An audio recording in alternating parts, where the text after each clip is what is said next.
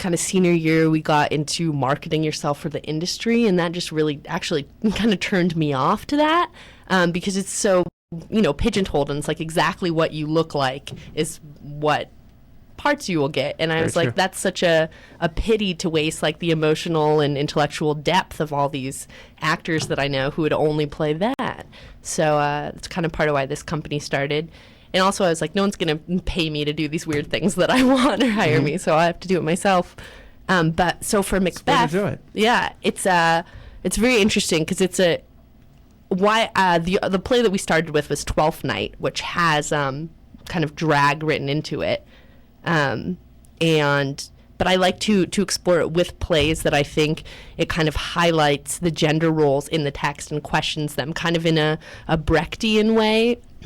Brecht was an influential theater critic and director and creator after World War II, who is really accredited to doing things like, breaking the fourth wall and kind of reminding the audience that they are seeing this story, taking you out of it. So it's not only a catharsis, but also it makes you takes you out of the situation so you can intellectually think about it.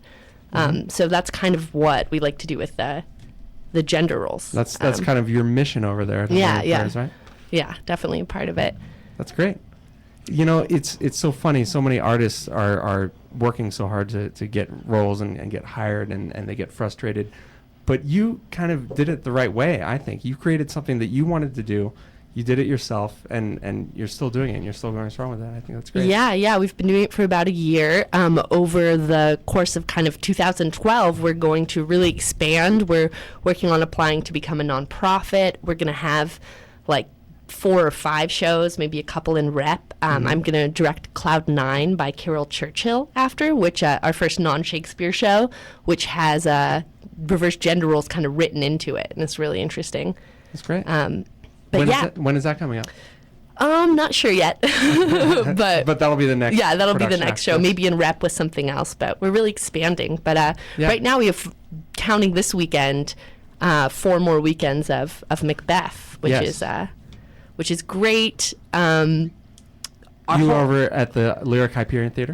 It's in Silver Lake. It's a really cute cafe, and you can come in and get, a coffee or sandwich. You can take it into the theater and eat it while you watch the show. That you don't see often. I know. It's great. What about wine? Can you bring wine in? They're applying for their liquor license right now. Okay.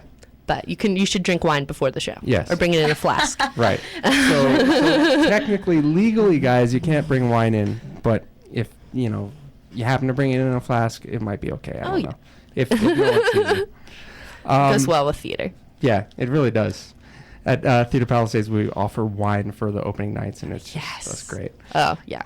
So what about you personally? How did you begin your acting journey? Is this something you always wanted to do, or is it something that you just kind of got into later on? Yeah, I definitely always wanted to be an artist of some kind. When I was a kid, it was a little more of a visual arts, but pretty early on I got into performing, and I was really serious about acting for a long time. And I still love it. I haven't done it for like a year because I've been directing a lot. Busy. Yeah.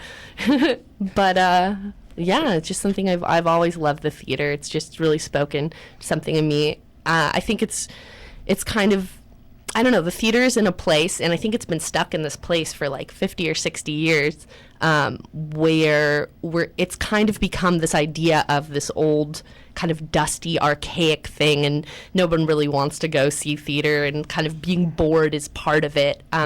Peter Brook, the brilliant theater director and creator and innovator, he wrote this incredible book, The Empty Space, and he wrote it in the 70s, and it's all still relevant now, which is mind-blowing. But one of the things he writes about is the deadly theater, and that's kind of the world that we live in, where, like a lot of community theaters, they have to cater to who will pay, like upper middle class white old people, and then they have to do the shows that they want to see, and it's not about the art anymore. It's considered an old time thing when it's really not the case. There's a lot of this show's really good modern theater. Very different. We got drag, we got blood, we have writhing witches, magic, and fog. That sounds awesome. It is awesome.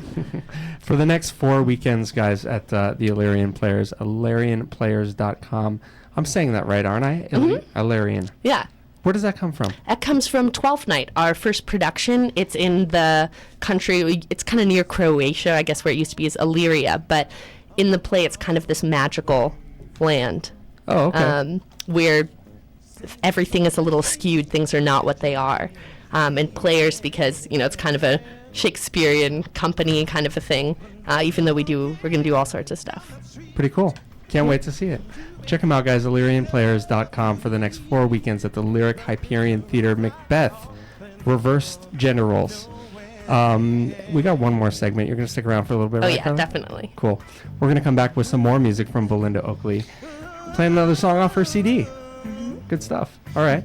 If you have any questions for Carly Weckstein or Belinda Oakley, give us a call, 1-800-336-2225.